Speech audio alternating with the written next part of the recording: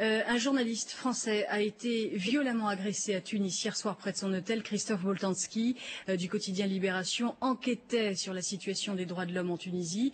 Une enquête a été ouverte, 2 suspects ont été arrêtés. Le journaliste Christophe Boltanski, qui est tout juste de retour en France, répond aux questions de Serge Kovacs.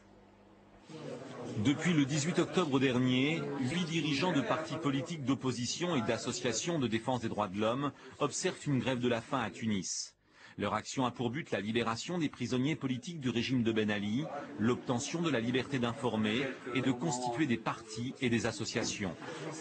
Jeudi dernier, notre confrère de Libération, Christophe Boltanski, a couvert une manifestation de soutien à ces militants, au cours de laquelle Mokhtar Tifri, le président de la Ligue tunisienne des droits de l'homme, était roué de coups par des agents en civil. Dès hier, il en rendait compte dans son journal.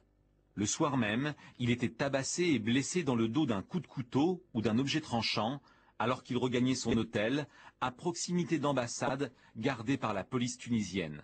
Et il s'est fait littéralement casser la figure par des gens qui sont des nervis du pouvoir. Pourquoi c'est des nervis du pouvoir?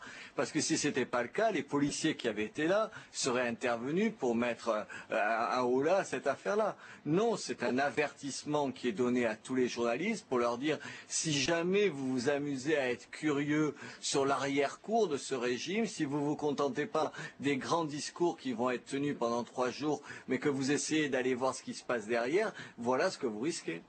Robert Ménard s'est lui-même vu conseiller de ne pas se rendre en Tunisie, sous peine de devoir rendre des comptes à la justice dans une affaire de déprédation de biens publics dont il dit ne rien savoir. Il y voit surtout l'occasion d'écarter Reporters sans frontières du sommet mondial sur la société de l'information, organisé du 16 au 18 novembre à Tunis par les Nations Unies.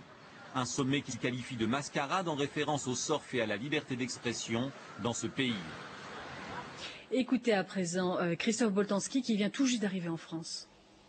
Je ne crois absolument pas à la piste crapuleuse et donc l'autre raison qui, dans un pays extrêmement quadrillé, c'est plus que jamais avec l'approche du sommet où la police est partout. Hein, devant mon hôtel, j'étais à 30 mètres de mon hôtel, il y avait 4 policiers en civil. Quand je suis arrivé, ils n'avaient même pas l'air surpris.